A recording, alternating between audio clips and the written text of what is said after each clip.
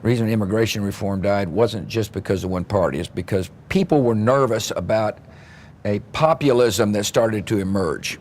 My view is that we are a land of immigrants, and we ought to recognize that. As a matter of fact, I believe America's soul is rejuvenated when people come to our country and work hard to realize dreams. There is an orderly way to have immigration, and that is to recognize people are coming here to do jobs Americans aren't doing, or are not capable of doing, or unwilling to do. And we ought to have a process that enables people to come and do those jobs. It's good for our economy. I think it's, and I think it prevents people from having to sneak in. There are laborers who do jobs people won't do, but there are also incredibly bright students who come. And I think it is a foolhardy policy to limit the number of workers that could contribute, for example, to the productivity of the United States in the internet world. I do believe there will be a rational immigration policy eventually passed. I think there's going to have to be some time.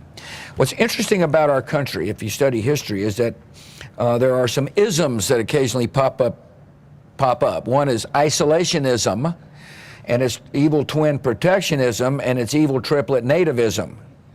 So if you study the 20s, for example, there was an American First policy that said, who cares what happens in Europe?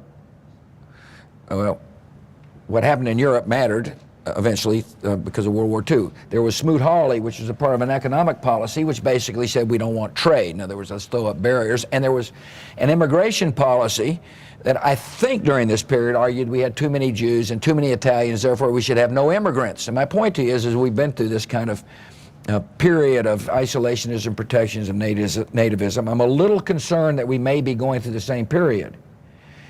I hope that these isms pass, which would then allow for a more orderly look at immigration policy. But look, I was raised in Texas, and you know, there's a lot of focus on the Hispanic population. I mean, if you're raised in Texas, you understand what it means.